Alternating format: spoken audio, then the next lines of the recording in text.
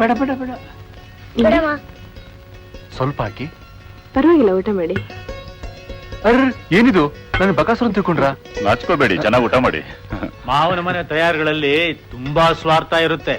ನೀವು ತಿಂದು ಗಟ್ಟಿಯಾಗಿದ್ದೀರ ತಾನೆ ಅವ್ರಿಗೆ ನಿದ್ದೆ ಬರೋದು. ನೀವು ಜಮಾಯಿಸಿ. ಅವ್ರ ಮಾತು ಕೇಳಿದ್ರೆ ಡಾಕ್ಟರ್ ಕಾಂಬಿನೇಷನ್ ತಗೊಳ್ಳೇಬೇಕಾಗುತ್ತೆ. ನಿಮ್ಗೆ ಎಷ್ಟು ಬೇಕೋ ಅಷ್ಟು ಊಟ ಮಾಡ್ಕೊಳ್ಳಿ. ಕುದುರೆ ಜಾಸ್ತಿ ಆದ್ರೆ ಉರುಳಿ ಜಾಸ್ತಿ ಆದ್ರೆ ಕುದುರೆ ಓಡೋದು ಕಷ್ಟಪ್ಪ. ನೋಡ್ದ್ಯಾ ನಿಮ್ಮ ಅಪ್ಪನ ಕುದುರೆ ಬುದ್ಧಿನ?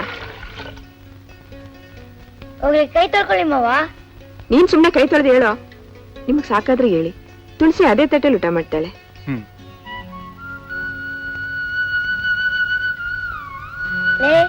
ಎಂಜಲ್ ತಿಂತ ಇದೀನಿ. ಕಾಣಿಸ್ತಿಲ್ವಾ? ಥೂ, ಅಸಹ್ಯ ಆಗಲ್ಲ? ಅಸಹ್ಯ ಯಾಕೋ? ನಮ್ಮ ಯಜಮಾನ್ರು ತಿಂದ್ಬಿಟ್ಟಿದ್ದೆ, ನಾನ್ ತಿಂತಾ ಇದ್ದೀನಿ. ಬೇರೆಯವ್ರ ಎಂಜಲ್ ತಿಂದ್ರೆ ಬಾಯಿ ಬಸ್ಲು ಬರ್ತ್ಕಣೆ. ಬರ್ಲಿ ಬಿಡು, ಗಂಡ ಬಿಟ್ಟಿದ್ದನ್ನ ಹೆಂಡತಿ ತಿನ್ಬೇಕು ಅನ್ನೋದು ಶಾಸ್ತ್ರ, ಗೊತ್ತಾಯ್ತಾ? ಗೊತ್ತಾಯ್ತು. ಈ ಶಾಸ್ತ್ರ ಏನೇನು ಚೆನ್ನಾಗಿಲ್ಲ. ಥೂ. ನೀನ್ ಮೊದ್ಲು.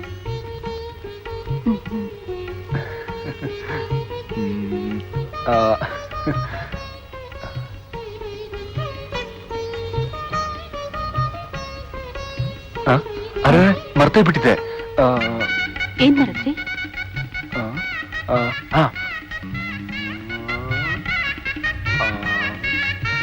ಏನದು? ಸರಿ ಕೊಡು.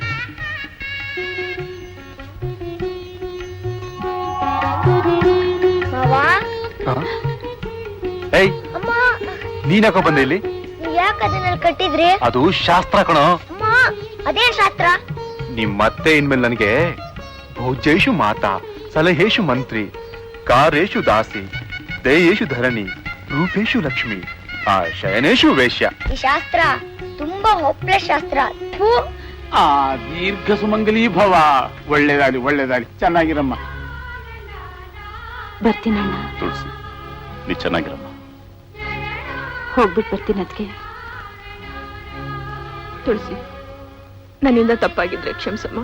ಹೆಣ್ಮಕ್ಳಿಗೆ ಆಗ್ಬೇಕಾದ ವಯಸ್ಸಲ್ಲಿ ಮದ್ವೆ ಆದ್ರೇನೆ ಅಮ್ಮ ಎಲ್ಲ ಸುಖವಾಗಿರೋದು.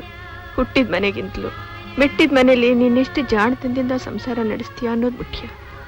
ಹೋಗು, ಸುಖವಾಗಿ ಬಾಳು.